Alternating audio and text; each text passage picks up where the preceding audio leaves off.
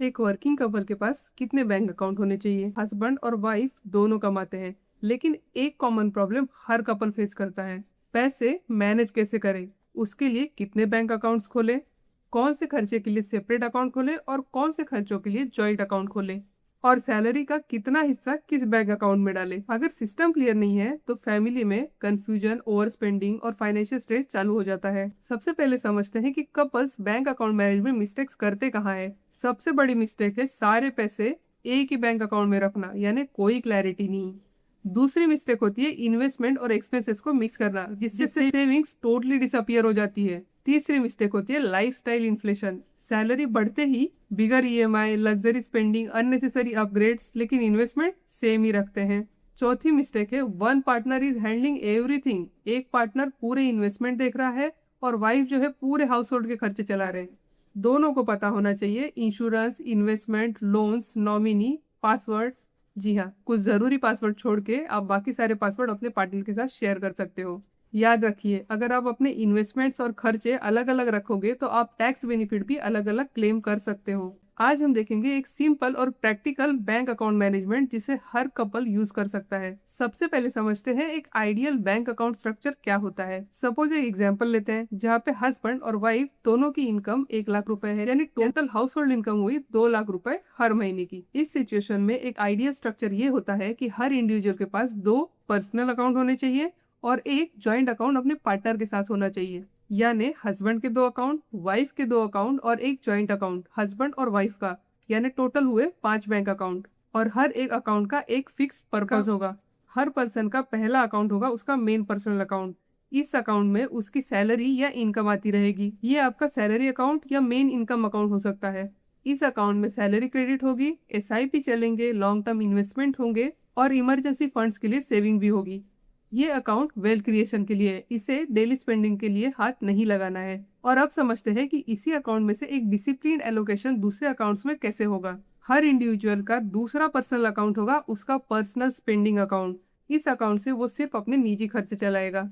इस अकाउंट का purpose simple है, shopping, eating out, hobbies, gadget, gifting, personal expenses. इस अकाउंट से जो भी स्पेंड करना है वो करो, नो क्वेश्चनिंग, नो अप्रूवल्स। क्योंकि फाइनेंशियल फ्रीडम मैरिज में भी बहुत इंपॉर्टेंट होती है। अब आप पूछ सकते हो इस अकाउंट में मैं अपने सैलरी अकाउंट से कितना ट्रांसफर करूं। आइडियली आपको 15%, यानी 1 लाख का 15% होता है 15,000 रुपए, इस अकाउंट में आपको ट्रांसफर कर रहे हैं।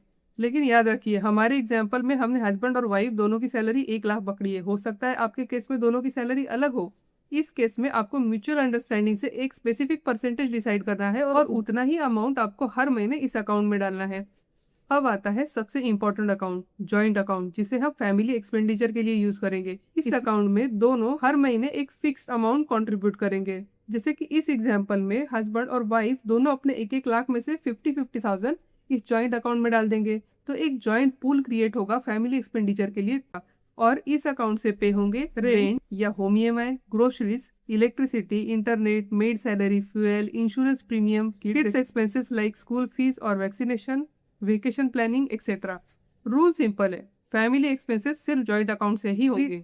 अब कंप्लीट मनी फ्लो समझिए। हस्बैंड के अकाउंट में 1 लाख सैलरी क्रेडिट हुई, उसमें से उसने 15,000 डाल दिए अपने पर्सनल एक्सपेंडिचर अकाउंट में। 50,000 उसने डाल दिए वाइफ के साथ जो जॉइंट अकाउंट खोला है उसमें फैमिली एक्सपेंडिचर के लिए। और बाकी 35,000 उसी सैलरी अकाउंट में पड़ा रहेगा जो इन्वेस्टमेंट के लिए यूज होगा। यही सेम चीज अप्लाई होगी वाइफ के लिए भी। इससे उनका कंबाइंड मंथली इन्वेस्टमेंट कॉर्पस होगा 70,000 रुपीज, और यही लॉन्ग टर्म में एक बड़ी वेल्थ क्रिएट कर सकता है। अब आपको बताती हूँ मैं कि 70,000 रुपीज आपको कहाँ कहाँ इन्वेस्ट करने हैं।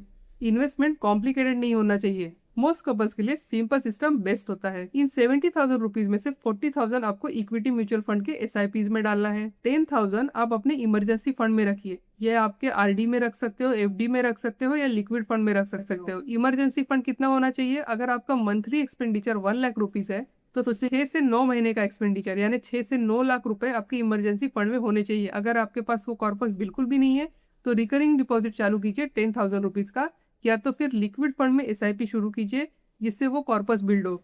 10,000 आप रिटायरमेंट कॉर्पस बिल्ड करने के लिए रख सकते हो, उसे आप एनपीएस में डाल सकते हो। गर्ल चाइल्ड है तो सुकन्या समृद्धि योजना में डाल सकते हैं, बॉय चाइल्ड है तो पीपीएफ में डाल सकते हो, या किसी और फिक्स्ड रिटर्न देने वाले इंस्ट्रूमेंट में इन्वेस्ट कर सकते हो। और लास्ट का जो 10,000 है उसका भी SIP आप लिक्विड फंड में कर सकते हो।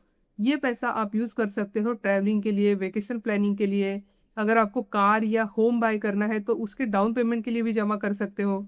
और एक सबसे जरूरी बात, हमेशा नॉमिनी अपडेटेड रखो, चाहे वो टर्म इंश्योरेंस हो, हेल्थ इंश्योरेंस हो या कोई बेसिक सा मोटर या बाइक इंश्योरेंस हो।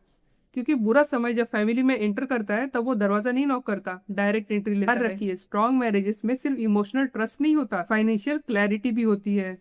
बेस्ट सिस्टम वही होता है जहाँ ट्रांसपेरेंसी हो, इंडिपेंडेंस हो और साथ ही साथ डिसिप्लिन भी हो। शादी के बाद सिर्फ पैसा कमाना गोल नहीं होता है, गोल होता है एक financially stress free family life build करना।